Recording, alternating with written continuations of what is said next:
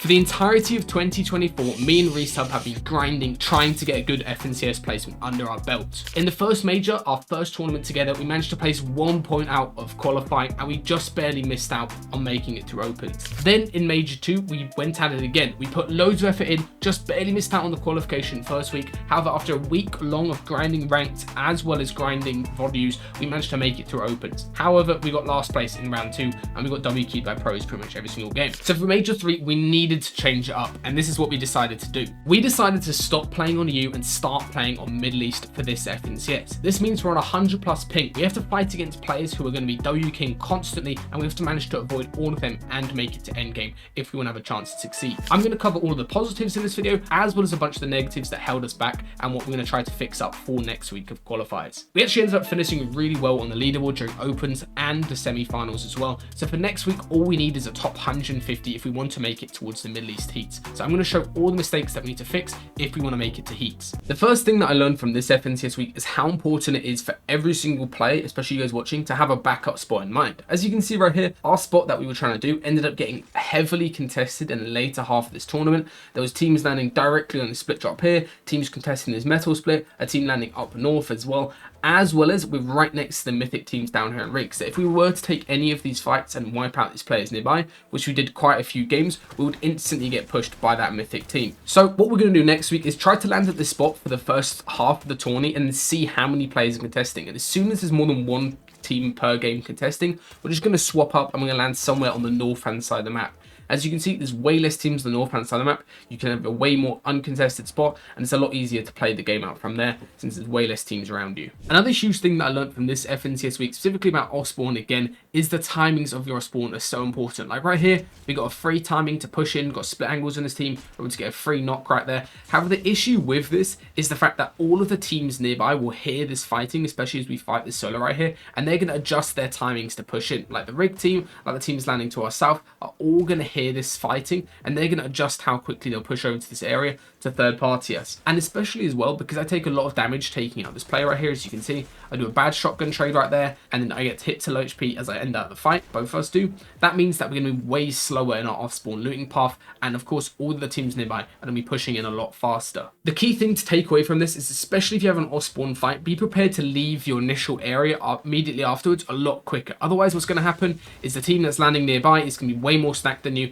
They're going to have the full mythic loadout this team did, and they're going to push straight in and get a free wipe on you when you're not expecting it.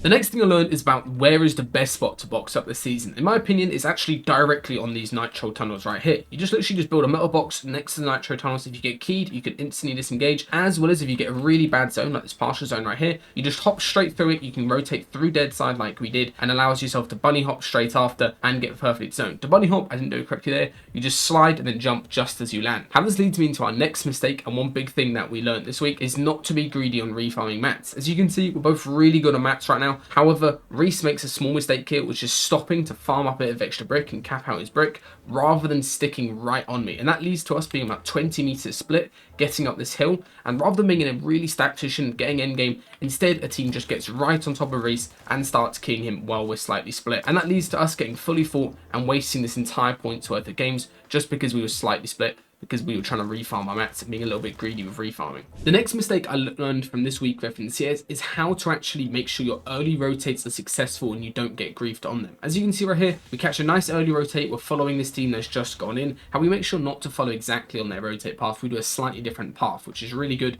means that you're not going to be fighting as you get into zone. However, the key issue whenever you're doing any type of early rotate is there's probably going to be a team following directly behind you, trying to mirror your rotate, basically copy the exact same rotate that you did. So how you guys want to prevent that team from griefing you is making sure you always have a backwards metal stair set up on the way that you just came. As you can see on the low ground box, I ended up doing this, the backwards metal stair. However, the issue is the top box that Reisshub was in, he didn't actually have this metal stair set up, which means that this next team is just going to run straight into his box like this. There's no prevention for it, and this team just gets straight in and starts trying to 50-50 them, and that completely griefs our mats. Again, it's so simple, just a backwards metal stair prevents a team from doing that and means you won't die or get griefed in that situation. Another big mistake that we learned this week is that we actually had a lot of deaths where a team just nitro straight into our box after we did a pretty good rotate. And the key issue of that is we do a good rotate, like right here, we don't take any damage really, we get ourselves into a good spot. However, the issue is we're down on low ground and it's just way too easy for a team to run straight in. What you guys want to do is always try as soon as you get in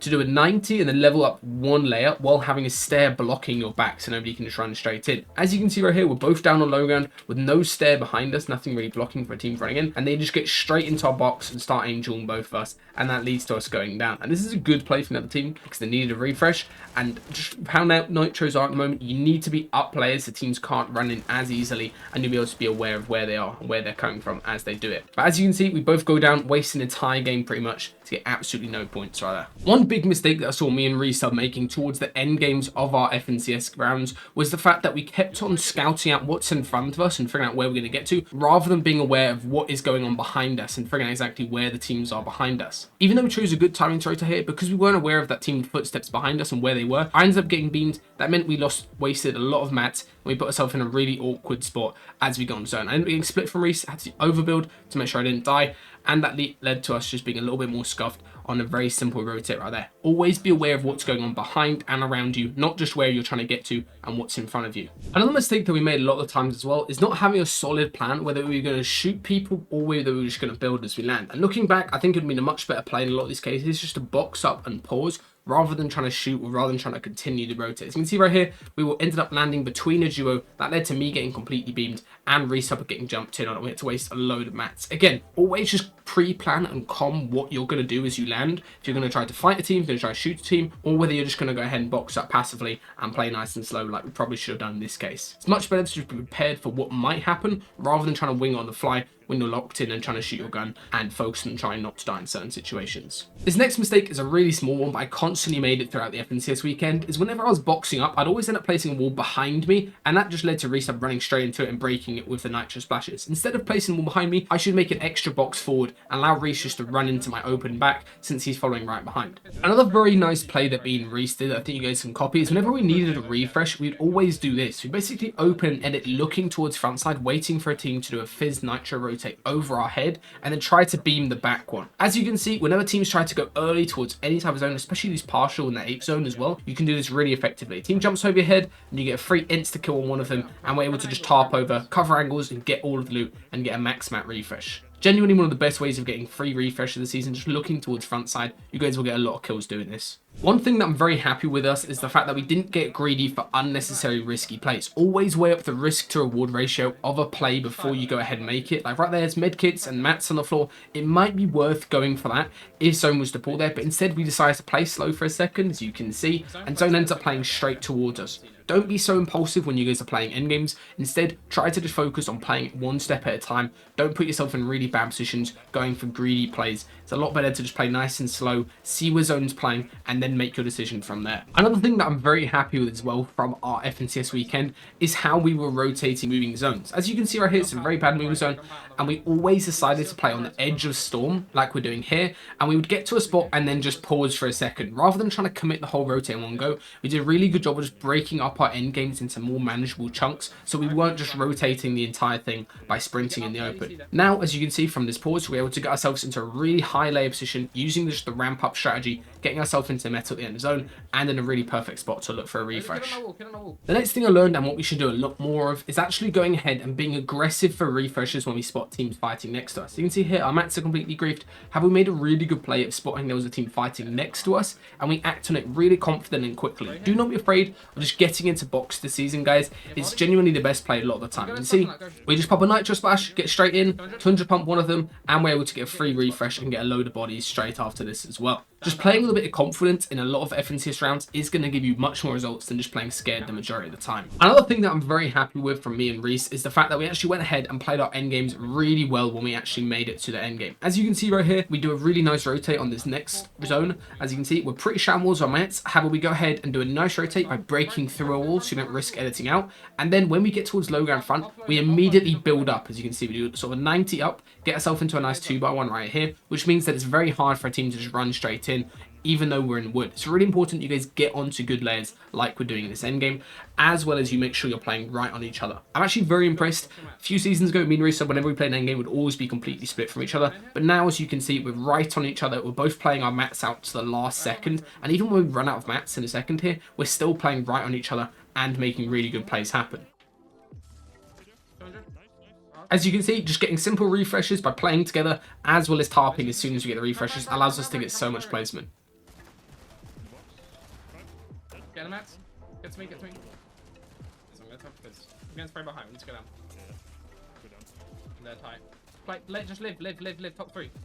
Nice, Reese. Come on. As you can see, just by based on how we played that endgame together, we managed to get 104 points just from our first 2 games. We were on a really good track, and we actually had a chance of making uppers at this point. One important takeaway from this FNCS is both me and Reese both had some decent solo clutches throughout the tournament. Nothing crazy like a solo win or anything, but we both had a couple extra games where we got a few points by playing on ourselves, which I think is really good. If you guys want to give it solo clutching, literally just practice harder in solo cash cups. Work on knowing exactly how you can survive even in really scuffed situations like right here. I'm just fully sitting below another team's top, getting a few extra points of placement. And if you're able to squeeze out 10 to 20 points every single game when one of you is solo, that really helps with qualifying for events, as well as getting a much better place on the leaderboard at the end.